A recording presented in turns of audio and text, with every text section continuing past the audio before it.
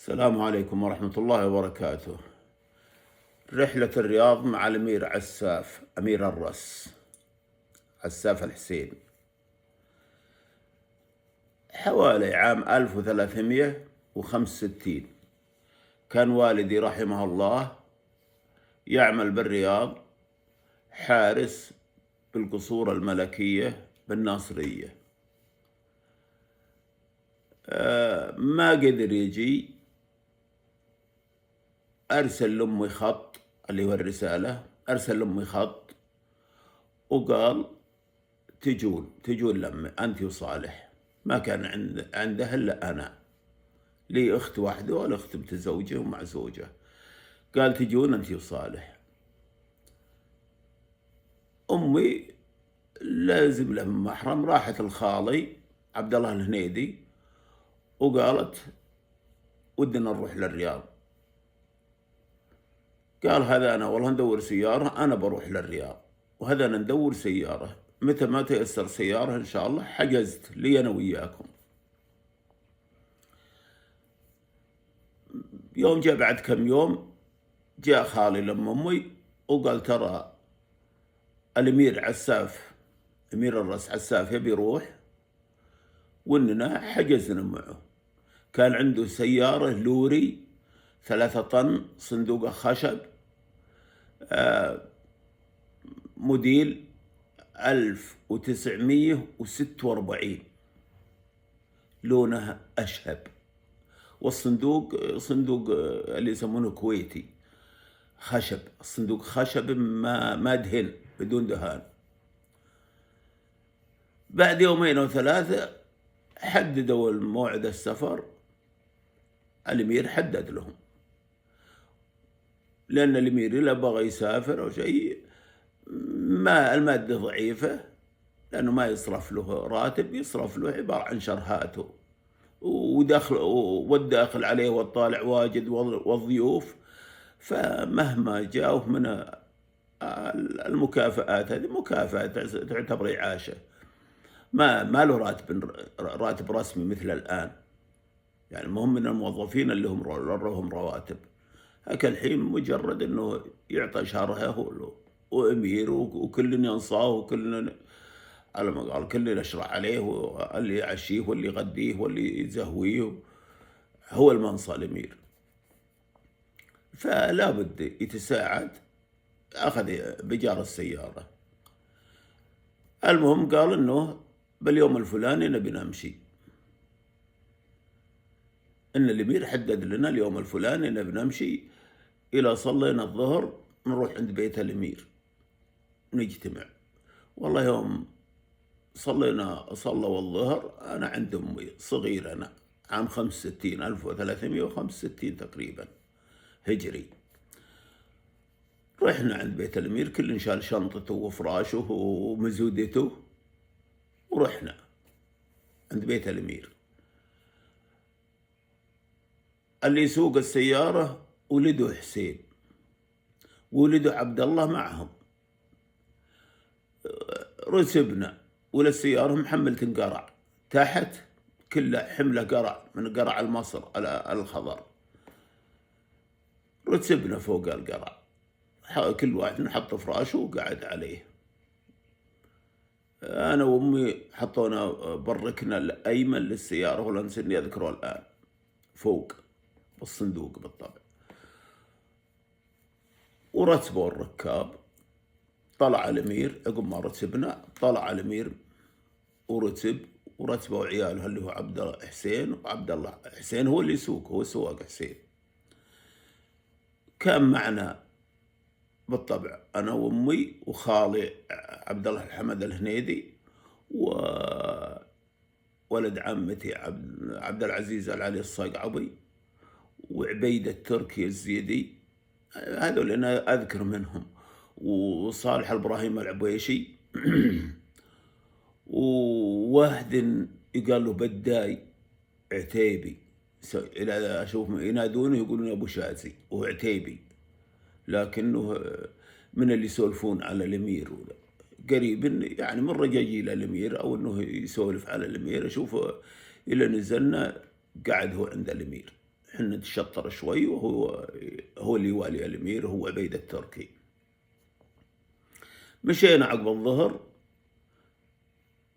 مع المهم جينا الوادي من عند عنيزة، يقولون هلان.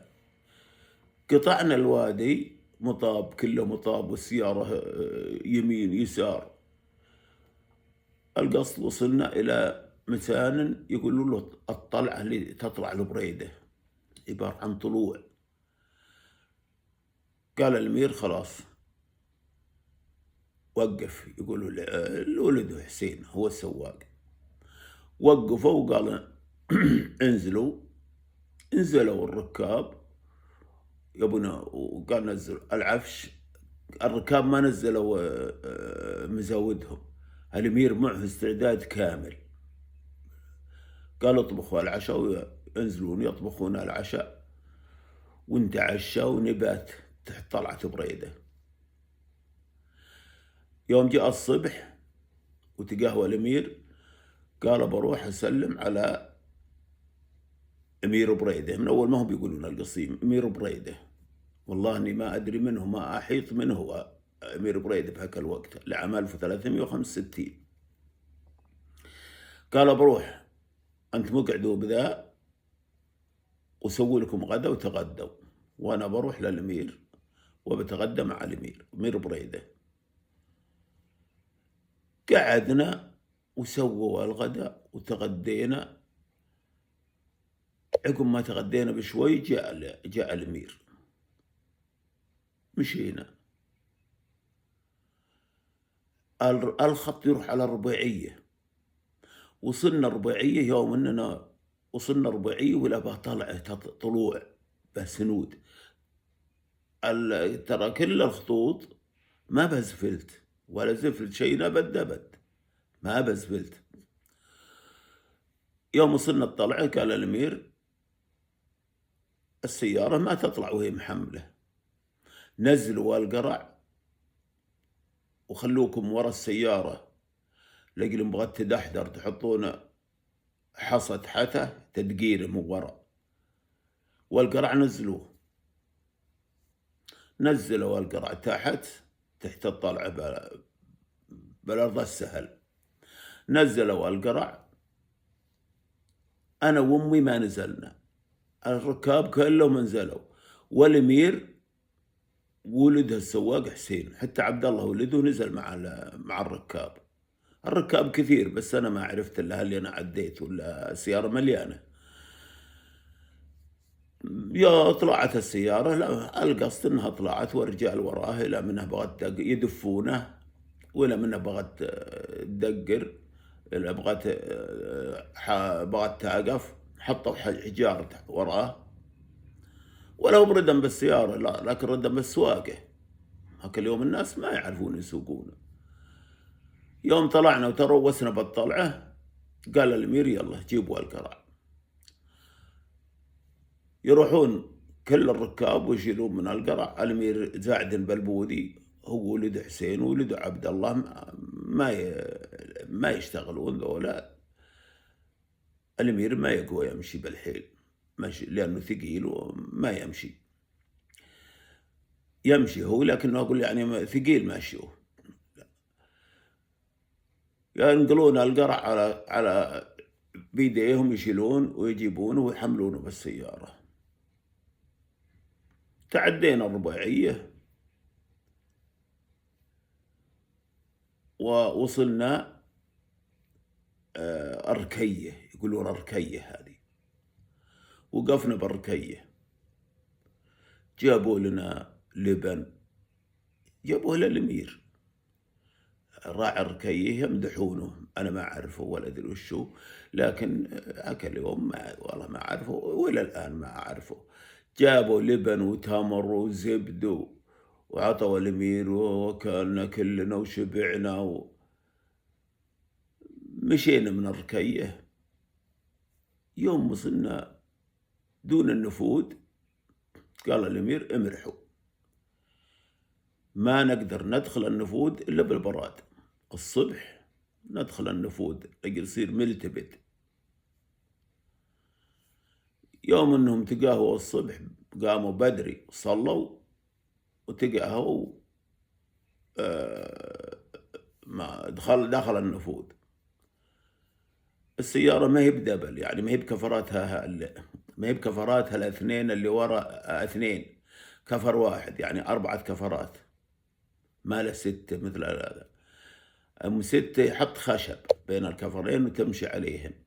هذه لا، معهم صاجات حديد طوله تقريبا أتوقع الحين أنه 1.5 متر أو 2 متر،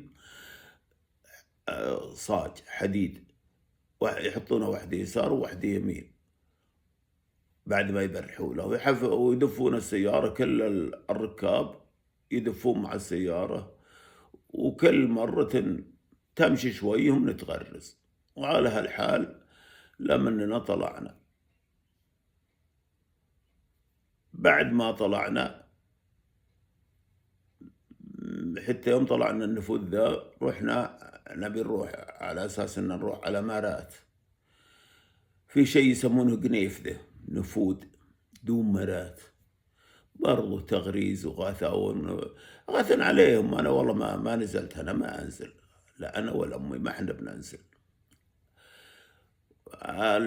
يدفون لكن مبسوطين لأنهم والله. المهم وصلنا مارات ونقيل به ويسوون الغدا ونتغدى ونمشي. الليلة الثالثة وصلنا الجبيلة، بيتنا بالجبيلة. لا، قبل ناصل مارات وصلنا 7 الملاف. قال الأمير السيارة ما تقدر تلف مع 7 الملاف وهي ثقيلة، نزلوا القرع. والله ينزلون القرع عند 7 الملاف. 7 الملاف عبارة عن ملفات بسيطة، ولا عليه لا أحفر ولا جفار ولا أبو شيء أبد، بس آخذين على أنه صعوبة ذا. نزلوا القرع، يوم طلعت من 7 الملاف حملوهن.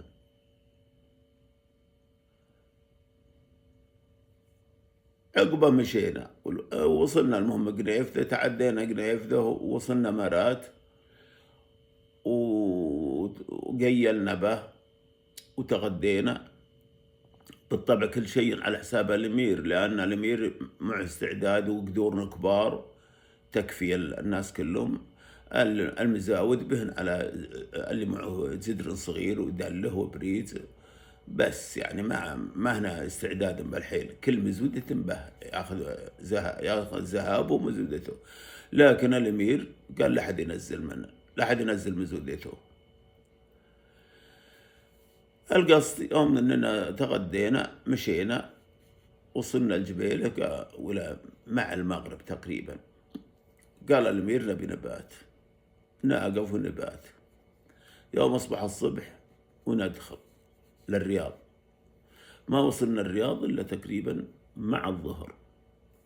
كان فيه اللي يقفون بالسيارات إحجار، قال لنا إحجار البحيثي براس شارع ثليم، غريفات يأجرونهن باليوم بقروش، يعني بقريشات بسيطة يأجرهن اللي قاله البحيثي. والسيارات اللي تبي تروح للقصيمة وتبي تجي مجمعهم عندها المحطة، ما هي محطة بنزين، محطة يقفن السيارات عندها إحجار البحيثي برأس شارع ثليم. حتى الرسائل به صنيديز صغير، إلى حد جاب خطوط يسمونه خط، إلى جاب خط وهو ما يعرف راعيه، ما يدري وين مكانه، لافوه بهذا. هم من يجون الناس ويتفقدون الخطوط، اللي يلقى له خط ياخذوه. نزلونا أنا وأمي والأبوي جاي نستقبلنا. أبوي ما استاجر بيت، أخذنا البيت عمي حماد. جلسنا ببيت عمي حماد 5 أيام وهو يروح يدور بيت. باليوم الخامس أو السادس استاجر لنا بيت برضو بشارع ثليم. رحنا وسكننا أبوه، بيت طين، كله بيوت طين، حتى بيت عمي طين وهاك اليوم طين. البطحة اللي اسمها البطحة ذي شعيب مليان بطحة، ما أبوه لا مباني ولا محافور ولا اسمنت ولا أبو شيء نبت دبت، شعيب يمشي من فوق الأرض من بطحة. اللي ما له أهل ولا له ذا ينام على هالبطحة. حده بين حجر البحيثي وبين البيوت شيء قاله الصنع هذا متطاول حلة القصمان من شمال، هذا اللي ياخذون منه الطين، حفرة طويلة ياخذون منها الطين يبنون البيوت، وصاين الحفرة يسمونها الصنع. إلى منه حنا سكننا قريب من حول نهاية بداية شارع ثليم، يعني من شمال بيتنا تسمع حصها محال ثليم والمزارع تبع الملك،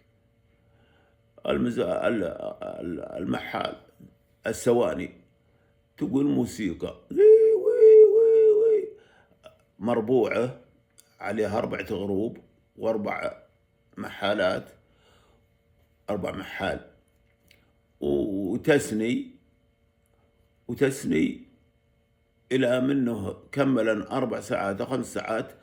طلعوا البعارين ذولي وجابوا بعارين ثانية وحطوا اللي يسني واحد ثاني، غيروه لجل يروح يتعفن البل وياكلن ويجيبون بعرين غيرهن، ولا كملا ذولي جابوا.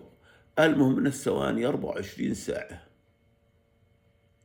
بثليم، صوت هذه يسمعها البعيد والقريب، صوت المحال.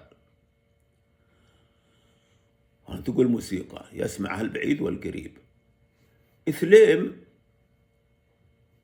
يطبخون به، يطبخ على حساب الحكومة، يطبخون يومي جريش ولحم بعرين مخصص للناس القريبين من الملك، الخدم والعمال وذا وطلبة العلم وأمة المساجد. حنا أبوي ما خصص له شيء لكن أبوه إبراهيم الذويب معه بنت عم أمي مخصص له صحن، لأن كل يشيل صحنه ويروح ينسبون له جريش ويحطون له لحم تحت الجريش، يحطون لحم من لحم البعير. الذويب مخصص له صحن، وعبد الله الدبيان مخصص له صحن. هذول من الناس اللي نعرف. إلى منه الذويب شال صحنه ووداه البيت ويشيلونه على رؤوسهم صحون كبار، ينسبون لهم بصحون كبار جريش ولحم، يحطون شيء واقع على رؤوسهم لأنه حار الجريش. إلى منه يشيله على راسه ويوديه بيته قريب، كل الرياض قريبة من بعضه، حلة القصمان قريبة من ثليم. إلى منه وداه لبيته، بنت عم أمي أخذت شوي من الجريش وله قطعة الحمى وجابته لنا بالبيت، لأن الحالة ضعيفة، وأبوي حارس ولا أنا يعني ما برواتب منصد، أظن الراتب يومي أو شيء بسيط، ما أعرف عاد وش الليل. بدليل إنه إلى منه جاب لنا بكيس اسمنت انجار الخشب، لأنهم كانت تبنى القصور بطين، قصور الملكية بالناصرية تبنى بطين وتسقف بخشب، الخشب يسلتون منه بل زدوم ما هنا مكاين نجارة. ولا منه طاح السلايت اللي من الخشب الاثل ذا، حطه بكيس اسمنت ولا المهم يحطه ويشيله ويجيبه لقنا نشببه، لا غاز ولا غاز ولا كهرب، ما كان بو كهرب. على سرج، عندنا سراج، هم يجيبون غاز ويحطون بالسراج. قعدنا حوالي 7 أشهر، ملينا من قعدة بالرياض. استأذنا أبوي وقالت أمي: أنا والله ضاق صدري ولا أعرف أحد ولا لي أحد وهناك إذا صرت برص. أمي تصبغ الثياب وتخيط، لأن تعرف تخيط. الخياط اللي ما يعرف إلا القديمين يقولوا له مهندة. مهندة يعني منقوش، به نقوش الثياب المرودن اللي لها رد إلا الحريم، ثياب الحريم تخيطهن وتدرس. يجي مصلح هناك وتسوي كليجة وتسوي بزار وورد. يعني هناك برس تمصلح، لكن بالرياض انقطعت مصلحتها مرة واحدة. قالت لأبوي: بروح. ما أبوي ما عنده راتب يعيشنا. يوم كملنا 7 أشهر والله نرجع للرص، وتنتهي رحلتنا هذه. والسلام عليكم ورحمة الله وبركاته.